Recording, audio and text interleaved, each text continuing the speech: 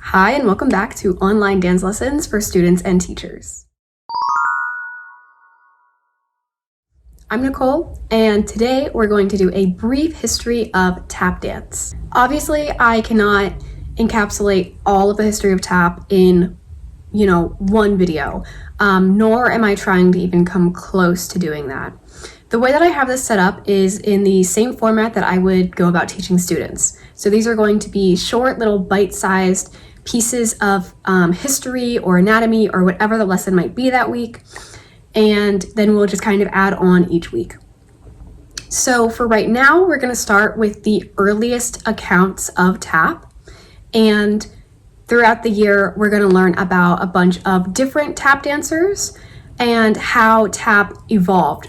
I do want to start by saying that this does go back to the mid-1800s in American history. So there are some unsettling things that will be briefly mentioned. I also don't know what YouTube censor is like. So depending on that, I might have to edit words out. I'm not really sure, but for now, I'm just gonna read it and say it as is. Tap is an American art form stemming from African American rhythms and Irish dances. Today, we will be focusing on William Henry Lane, also known as Master Juba. William Henry Lane, or Master Juba, is known as being the father of tap dance. During the 1840s, he was the first African American to perform in front of all-white audiences. This was huge at the time. He also got his name Master Juba because Juba was the term first used to describe the type of dancing that he did. While others may have danced similarly before him, William Henry Lane was the first ever documented account of tap in history.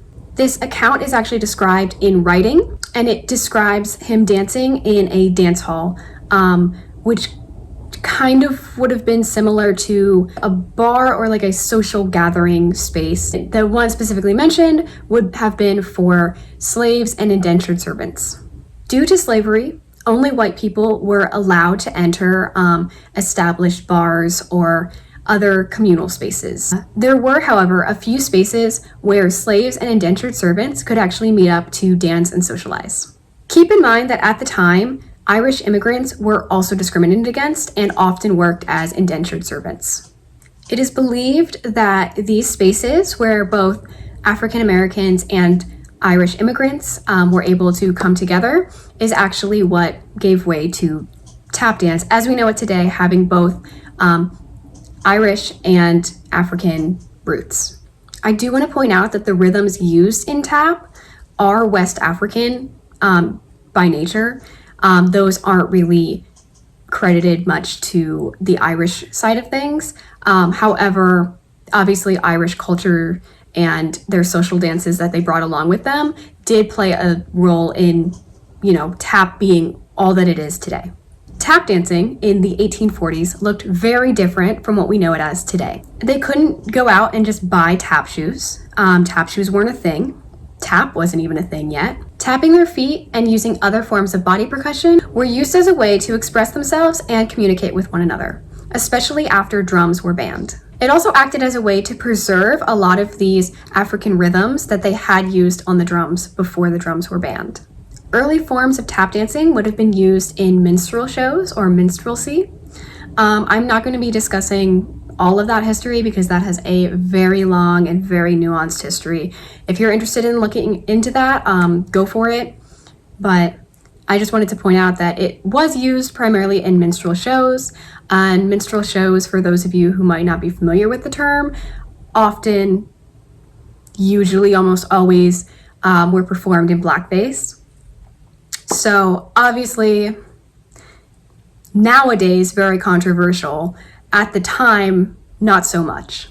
At the time, Irish folk dancing already existed.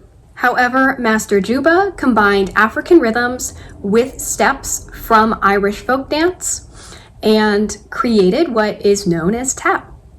Included in the description below, I have some videos and some sources linked in case you want to read more or watch a little bit more about this. As I mentioned before, this is kind of just a little bite-sized overview, but I think it gives you a really good place to start if you are interested in looking more into the history of tap or other styles that we will be discussing here. Feel free to comment any videos that you would like to see. I do also post other content other than this series, so if you want to see anything particular, let me know. See you in the next one.